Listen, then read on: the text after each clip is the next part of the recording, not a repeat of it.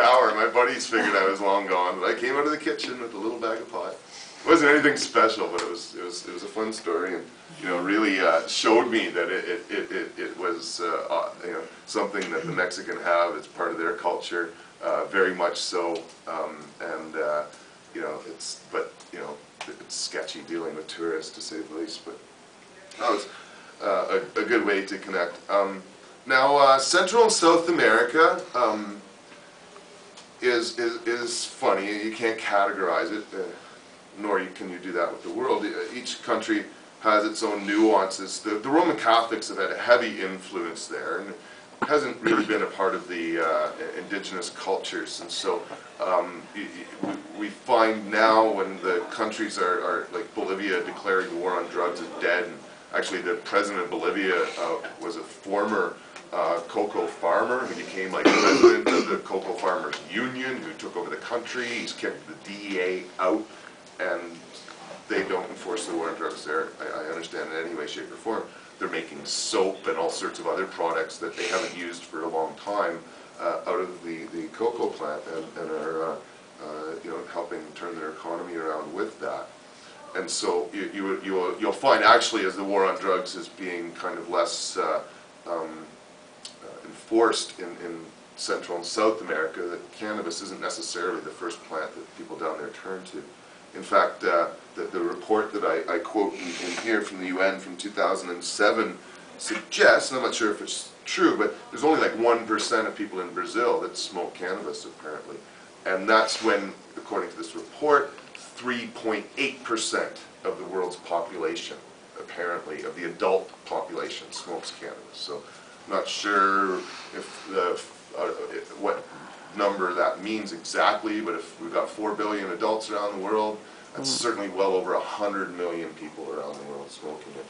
But like I say, most of the countries in Central and South America are not heavy users of it, at least not at this point. Now, that can't be said for the whole world, though, that's for sure. I guess if we switch over to Africa, where cannabis, some think, came from, there are different indigenous peoples.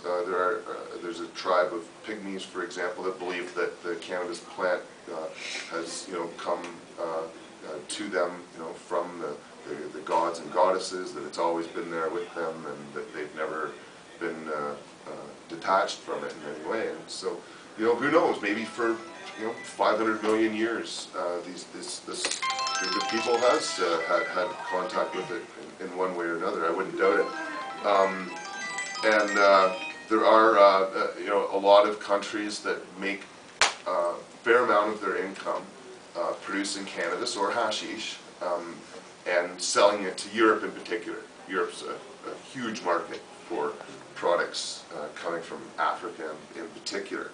And so you'll find along like the north coast, you got Morocco. I believe this picture here from Lawrence, I'll never say Lawrence's last name, Chernick, right? But anyway, there are a lot of cultures around Africa who have built their economies around the production of hashish. Some of the countries in sort of I think more like the southwestern part of Africa have really got into growing herb as well. And so because most of these places are, I don't want to characterize them as undeveloped, but the government structures aren't that organized, and really enforcing the drug war and stopping people from growing some plants in the hills isn't for most governments in Africa a top priority, especially if they know bringing income into these rural communities and stuff like that. So the enforcement of the growth and transportation of cannabis out of a lot of Africa is in sort of the southwestern part of that continent is growing quite a bit.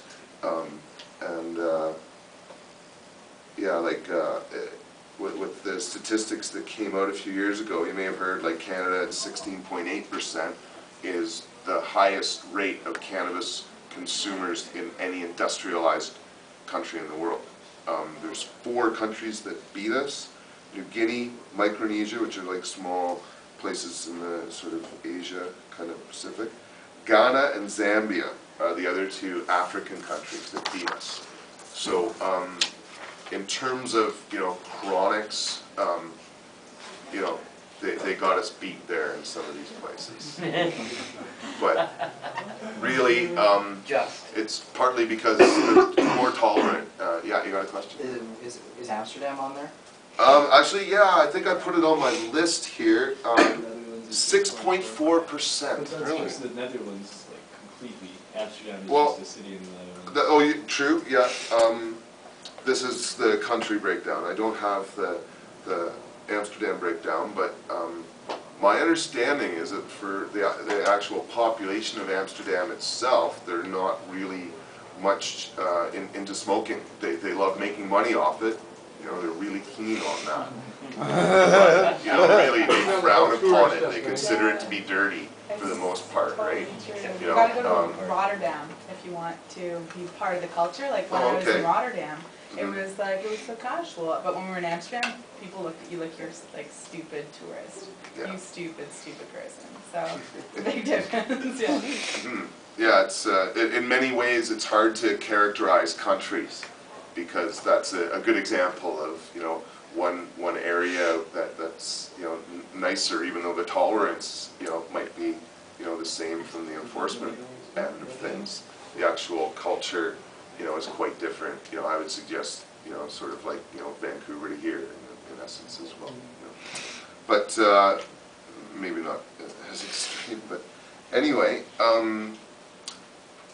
Yeah, so Africa is, really this diverse continent as well. There are some parts of the continent that are very controlled by strict religious sects, and so the use of cannabis is, they just don't have time for it. They're either fighting for their lives half the time, or just don't have the ability to grow crops because there's so much war and violence going on. But for some of the stable countries, it's turned into a great revenue source. Like I say, straight up to Europe. Like, they're not going to Asia. They're killing people in Asia for this sort of stuff. So, and actually, in Asia itself, there's all sorts of different rural communities where they're essentially taking care of themselves. They don't really export it very much, at least when it comes to cannabis, to be sure. There's not a lot of tourists going into the hills of China, for example, and stuff like that. But there's certainly, very much historical and health benefits, or historical knowledge of the plant and its health benefits, I should say. So much so that this plant continues to be used in many areas there. In fact, that's partly why when I guess there were Canadians sent to Vietnam, but when North Americans and the U.S. went over to Vietnam, they started running into the crops that were being grown there. They weren't being shipped over here at all. So it was kind of a surprise to the people that were sent over there. And so actually, yeah, the Vietnam War actually changed some of the way that the world thought about cannabis and used it, because there may have been people in Mexico and growing it and shipping it up into the United States, but really when the combination of poor black soldiers and white kids out of college getting sent to Vietnam, you had this merging of 3 different cultures that until the 1960s had almost no contact with each other unless they were fighting, right? And so suddenly, you had, and there's, amazing videos from the war where, like, the captains of these Vietnam troops would be doing shotguns. I don't know if you guys have seen the shotguns that they used to do, where they literally make pipes out of their guns and sit there and blow smoke in each other's faces while they were, like, sitting there waiting to get shot, essentially, or shoot at whatever moved. And so when those 3 kind of veterans, moving back home, that had already been smoking herb just to deal with the stress of being in war, and then all of a sudden they got post